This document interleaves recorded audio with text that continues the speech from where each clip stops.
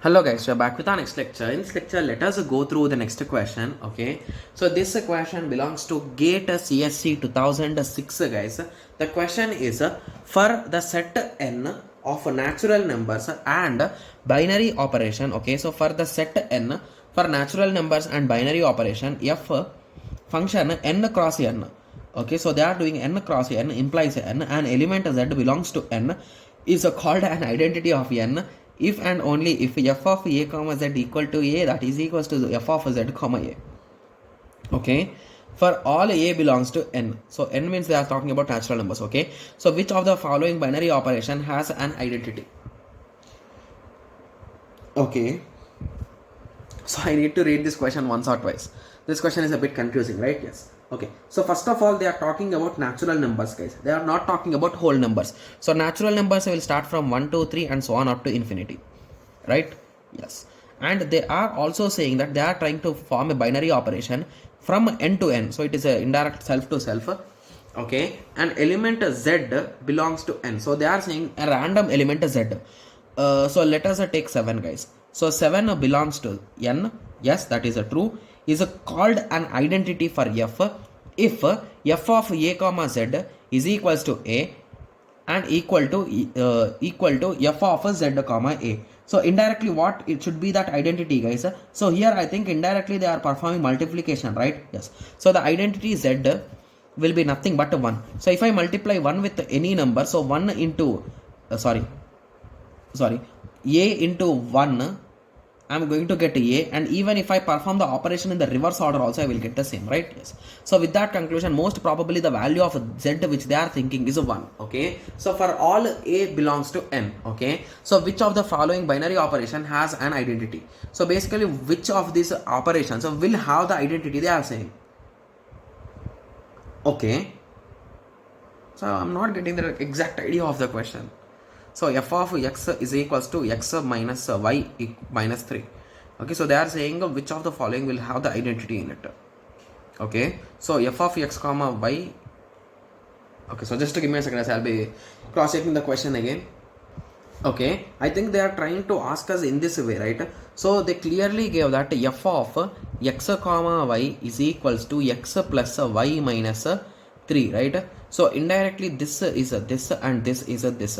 So if you try to substitute those things here, so it becomes indirectly f of a comma z, that is equals to a plus z minus 3, right? Yes. And they are indirectly saying this result should be equal to a, and this should also be equal to, if I add in this way also I should get the same result. Then what is the thing they are asking? So they are asking which of the following binary operation has an identity. So they are saying what will be the identity if I want to solve it. So what if the value of z is 3, guys, in this case? So if z equal to 3, I can get a equal to a, right? So I think indirectly this equation is having an identity where z equal to 3, right? Yes. So I think this is the only logic which I can understand, guys, based on the question, right? Yes. So let us now try to analyze the second part and the third part, guys. Okay, so we can clearly say that 1 is correct, right? Yes. Okay, so none of this is wrong and B is wrong. So now just by understanding 2 and 3 we will be able to solve it, right? Yes. So now moving on to the second part. So it is saying f of x comma y. So I'll be writing a here. So I'll be writing B here. Okay. Yes. So f of x comma y is equals to max of x comma y.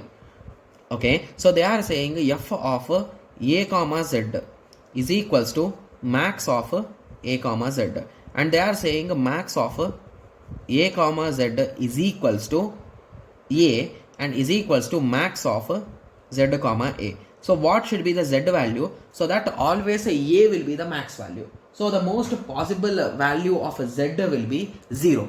But the funny thing here is they clearly gave it is a set of natural numbers. So 0 is not possible. So indirectly I think now we need to force the z value to be 1.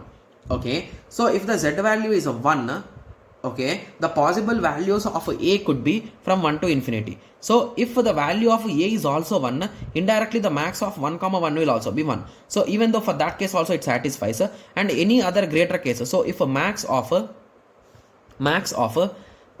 comma 1, so here we will get a 3. So that's absolutely matching. And even if you solve a max 1 comma 3 also, you will get 3 only. So I think this statement is also having an identity and z is equals to 1.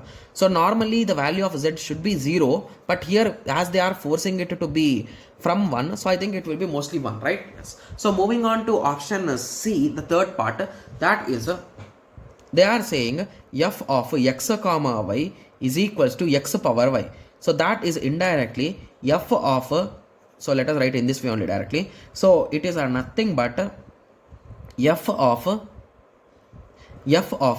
a comma z is equals to a and f of z comma a equal to a. So it is nothing but x power, sorry, we are writing in terms of ab, right? So a power y is equals to a and y power a is also equal to a. So I think for this first part we can make y equal to 1, but for this part what we should make to get a, guys?